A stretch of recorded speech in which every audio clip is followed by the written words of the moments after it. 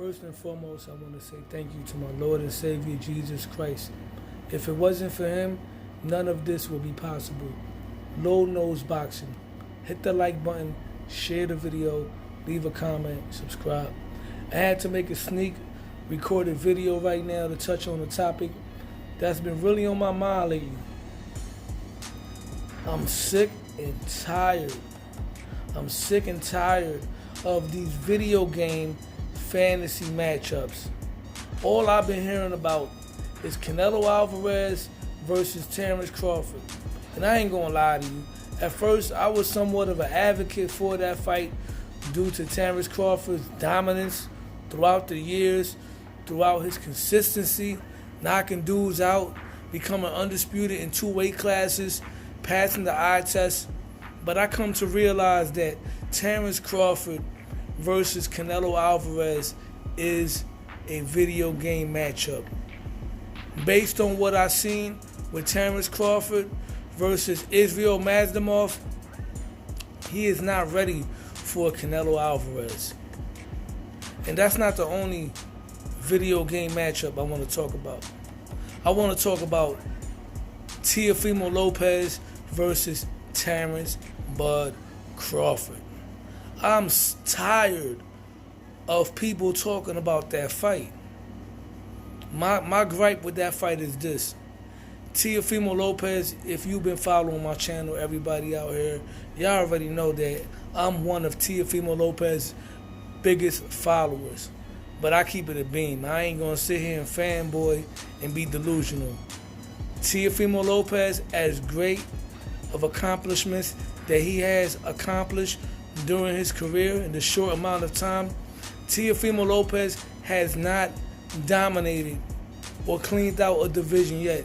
He has not proven to be the best fighter, hands down, in either of his weight classes. Despite the fact that he did defeat Lomachenko and Richard Comey at 135 to become the lightweight undisputed champion. The Devin Haney fight never happened. The George Kambosos rematch never happened. The Gervonta Davis fight never happened. And those guys were at 135. TEO moved up to 140. And I'm not saying he ducked them, because TEO doesn't duck anybody. He went to 140 and he beat the lineal champion, who was the uncrowned undisputed champion, in Josh Taylor. But in order to be the true king of a division, you're supposed to dominate that division. Now, I understand if a fighter is at a division where there's not really any big names there. But 140 pounds is one of the deepest divisions in boxing. Just like 154 pounds. So I'm going to juggle back to Terence "Bud" Crawford. Terence "Bud" Crawford, for the first time in a long time, since he's been on a world championship level, has had a tough, close, competitive fight against Israel Masvidal. Against Canelo Alvarez, that will be a tough task. Because Canelo Alvarez is not only bigger than Terence Crawford, he's not only stronger than Terence Crawford, he might not be as athletically gifted as Terence Crawford, but I'll go on the limb to say that Canelo Alvarez has better defense than Terence "Bud" Crawford. However, Terence Crawford is in an amazing space right now. He has the opportunity to become a 3-time, 3-division undisputed champion. He's in a weight class with guys like Tim Tszyu. He has Sebastian Fundora. He has Virgil Ortiz. He has the young gun Xander Zayas.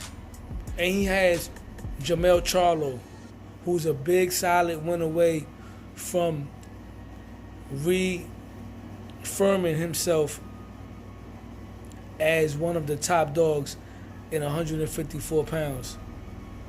If Terence "Bud" Crawford were to defeat 3 of those guys, because with Terence Crawford, I could see in a way why he's shooting for a Canelo fight. Because Terence Crawford is getting up there in age. Terence Crawford done accomplished so much in the sport of boxing. So against Canelo Alvarez is an opportunity to accomplish immortality. And if he loses, it's not going to be bad. But for Canelo Alvarez, if he beats Terence Crawford, He's probably not going to get much credit for it because Canelo has a lot of detractors. But for Terence Crawford, I can see why. But at least 3 fights at 154, because I understand he can make more money in one fight with Canelo Alvarez than he can make fighting 3 fights, 4 fights at 154. But let's say at 154, Terence Crawford were to take on Virgil Ortiz. And then he would have taken on a resurgent Jermell Charlo and a Tim Tszyu. And if Terence Crawford could win those fights and then throw in a Xander Zayas in there, he could go down as probably the greatest junior middleweight of all time, or if not one of, probably the greatest. You know, you got to think about the history of 154. I'm going to go on my historian bag. Felix Trinidad only had 3 fights at 154, but his 3 fights carved his legacy as being one of the greatest junior middleweights of all time. He went up there and beat David Reed, world champion, Olympic gold medalist. He beat Mamadou Thiam, a dangerous knockout artist from Africa, and then he beat Fernando Vargas in the unification. Floyd Mayweather had a nice little run at 154 pounds with the few fights he had up there. Terry Norris, another one. Mike McCallum. But if Terence Crawford were to beat those guys and have an undisputed champion in Jermell Charlo under his belt, he could possibly go down as the greatest 154 fighter of all time.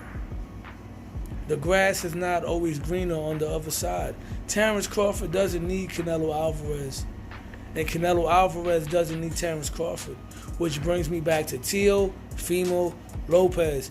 The takeover, once against Teofimo Lopez, has never proven to be the best fighter in a weight class.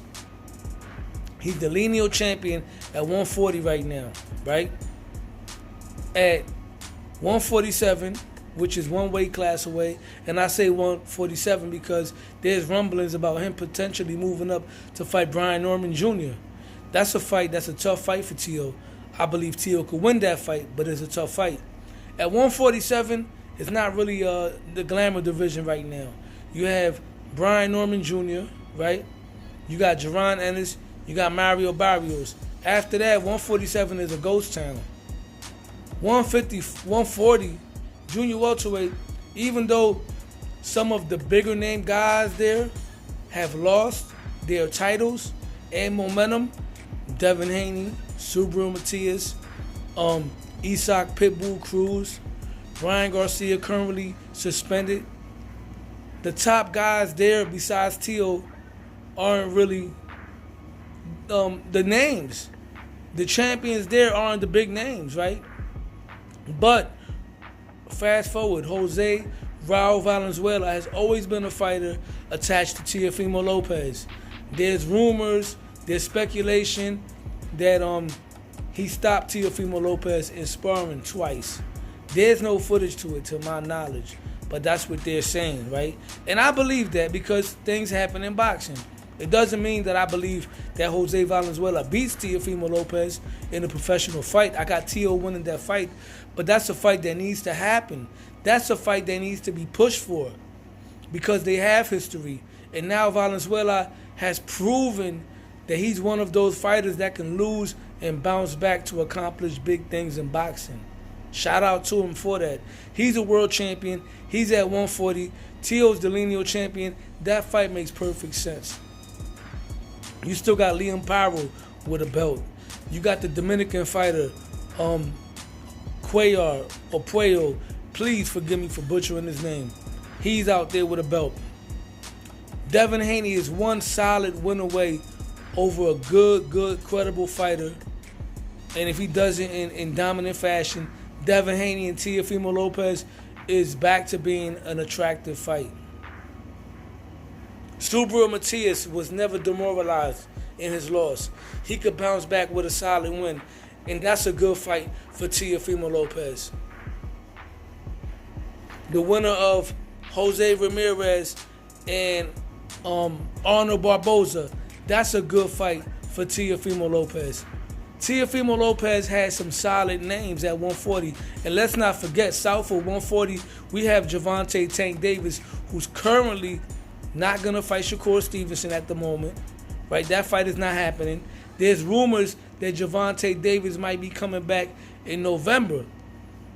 If he comes back and he goes to 140 and takes on Jose Valenzuela, now Gervonta Davis is a world champion in your weight class. So now you got everything that you was looking for in a Terrence Bud Crawford fight with Gervonta Davis. It's a dangerous fight. It's a legacy fight. And it's actually a bigger money fight than Terrence Bud Crawford. Terrence Bud Crawford, just like Canelo Alvarez is all wrong for him, Terrence Bud Crawford is all wrong for Teofimo Lopez. He's bigger, he's taller, he's stronger, he got better fundamentals, he's more versatile, he's a harder puncher. I'm not knocking Teofimo Lopez. I'm not knocking Terrence Crawford. All I'm saying is, why focus on everything else that's not in your circumference when you're in a weight class where you can build a legacy of? Both fighters are in deep weight classes, deep divisions. 154 and 140 are weight classes where the titles can change hands any given night. That's how competitive those divisions are. So if Teofimo Lopez and Terrence Crawford were to stick around and undispute or unify or beat most of the top guys there, they could go down in history as some of the best fighters ever to compete in those weight classes. We have a lot of legends that never became the greatest in a specific division, and we have some that had. Roberto Duran is considered the greatest lightweight of all time. Floyd Mayweather Jr. is considered the greatest junior lightweight of all time. Sugar Ray Robinson is considered the greatest welterweight of all time. Marvin Hagler is considered the greatest middleweight of all time. Why not Teofimo Lopez go for becoming the greatest junior welterweight of all time? In a division as stacked as this era, he has the opportunity to do just that. Danny Garcia cleaned out his division. Terrence Crawford cleaned out 140 when he was there. TEO needs to do that. Forget about Terrence Crawford. That's like going out to a party, right? You go out to, let's say, a party to hang out. You want to, you with your fellas, you want to meet some beautiful young ladies, and you at a spot where there's some beautiful women, right? But then you're hearing about another spot a few blocks away where there's a few pretty girls at, and you want to leave the spot where you're at now, and you go to that other place, and that other place is filled with nothing but couples, when you was just at a spot where there's nothing but single women at. That's basically what TEO and Terrence Crawford are doing. That's an analogy. It's not always green on the other side. Teofimo Lopez needs to clean out 140. Focus on that. Forget about Terrence Crawford. And Terrence Crawford needs to focus on 154. Forget about Canelo Alvarez. I'm not telling these great fighters what to do. I'm just giving my what I feel as a boxing fan, what I would like to see. But who am I, man? I'm just low-nose boxing.